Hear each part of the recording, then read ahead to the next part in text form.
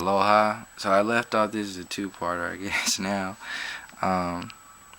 it was I was reading this, but I left off on our potential being shut down and manipulated through the society, and how that relates to the Dionysian qualities that exist in the actual energy of Dionysus and the expression within the human expression of the Dionysus energies and qualities. So I left off on, I'll read it again. We chase after a phantom, and when we catch it in the form of more money, more food, more sex, more drugs, more drinks, more oblivion, we find that we have been chasing ephemeral happiness when we should have invited lasting joy. So what do we do next? We use all the intellectual power at our command to fill the void. We read books and take classes looking for the answer. But the answer can be found only in sensuous world of Dionysus, and we have forgotten where that is. So this goes back to the last video when I referenced how governments of centuries ago, even up to today, they manipulate words and energies like senses and the sensuous connections that we have within each other, and the sensuous activities and experiences that are natural to the human experience, that are natural to the human being, that have been manipulated with a guilt complex for control, or manipulated with through religion and peer pressure, all kinds of shit, peer understandings, or they manipulate people to control and police themselves. So with these, an example of these manipulations include messing with the definitions of words, energizing and de-energizing the magic of words, and language.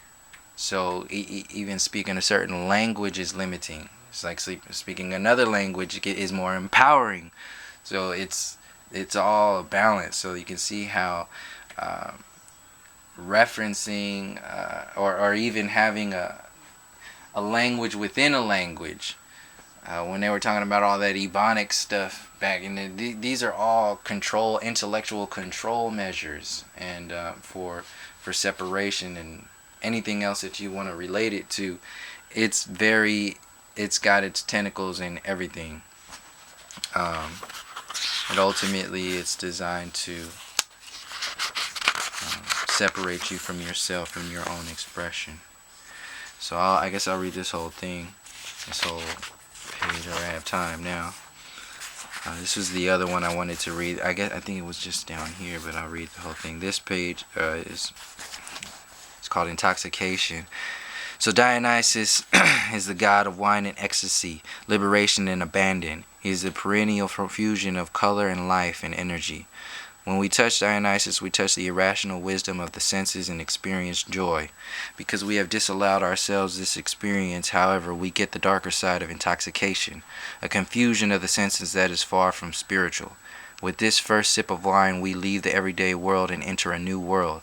We are flushed with warmth and happiness, free to enjoy ourselves. We are still in control, but feel able to let go of our burdens.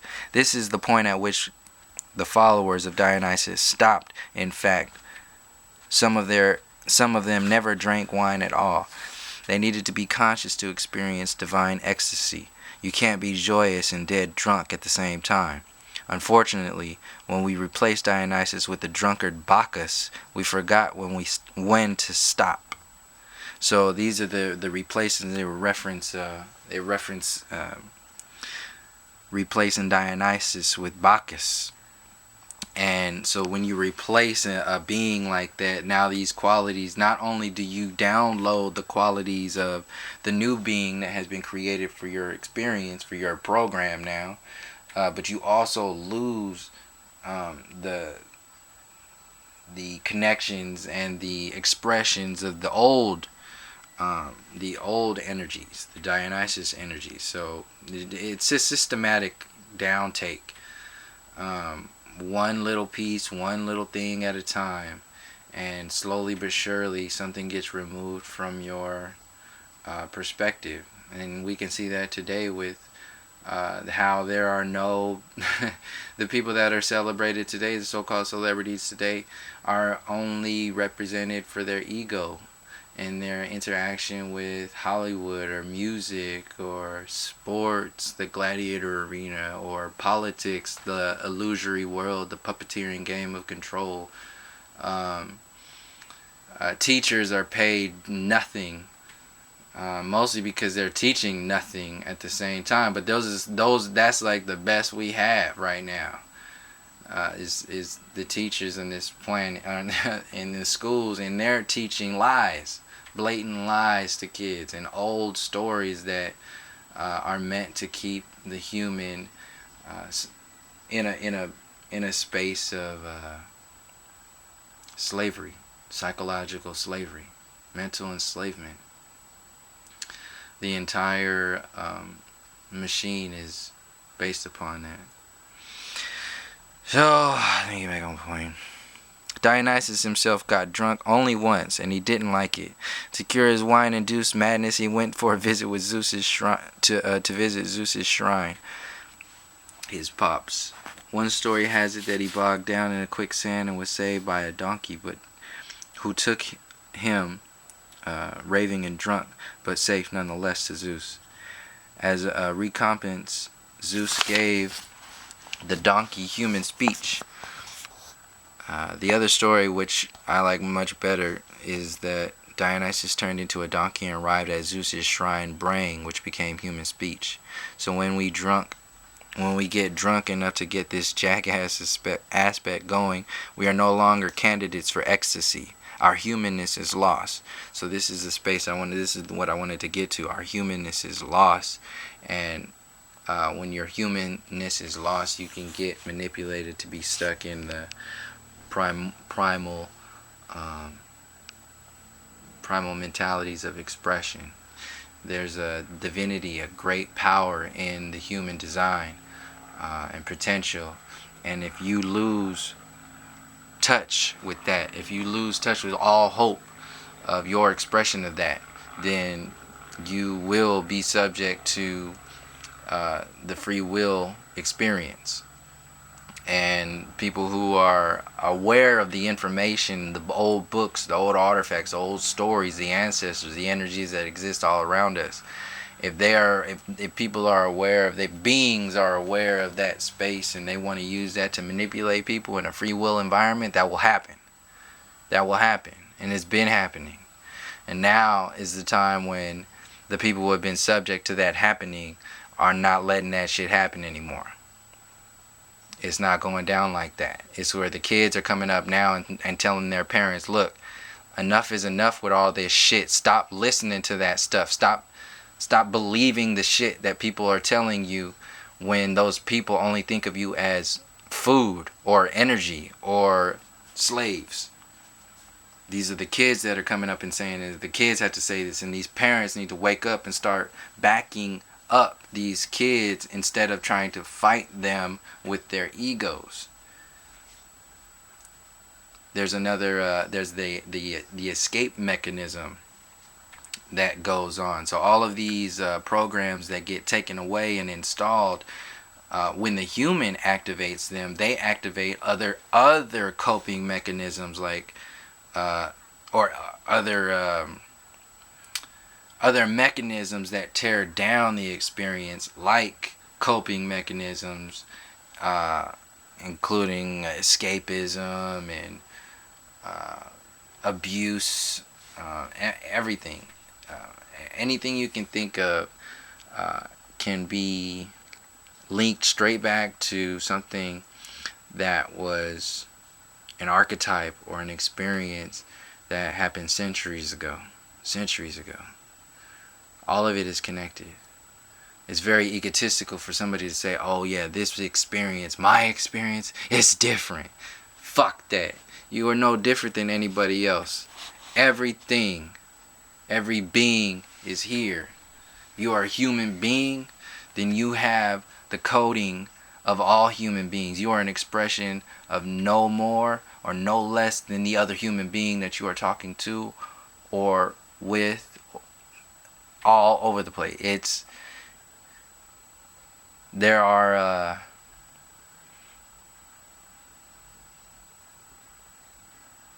I had to take a moment for that because that needed a moment.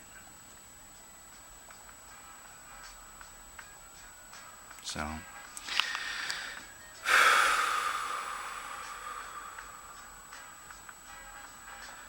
there's one more.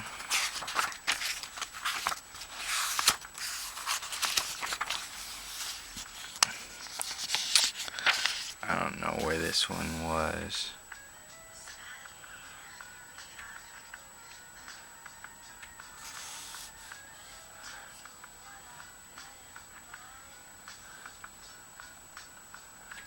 I think it was this one. Male-female relationships. Yeah. In our personal lives, we work out anima and animus. Animus struggles with our partners.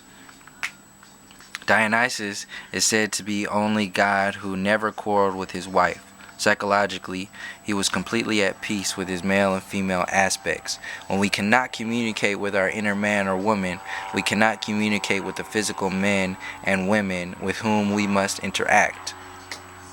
If you have objectivity to observe your personal life, you will see that family fights are more in the nature of ritual than they are of understanding.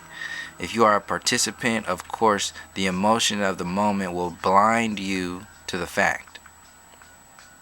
But if you can stand off just a little way, you will see immediately that arguments and family fights, which are almost exclusively animus tugs of war, accomplish nothing. They never settle anything. Perhaps at their very best they discharge some energy. But one has to fight the battle again as soon as more energy is built up. Poor quality Dionysus thrives here. To listen to a family quarrel, you'd think there was no hope and the family was doomed. But it usually patches up to fight another day. So this is the field that gets amplified.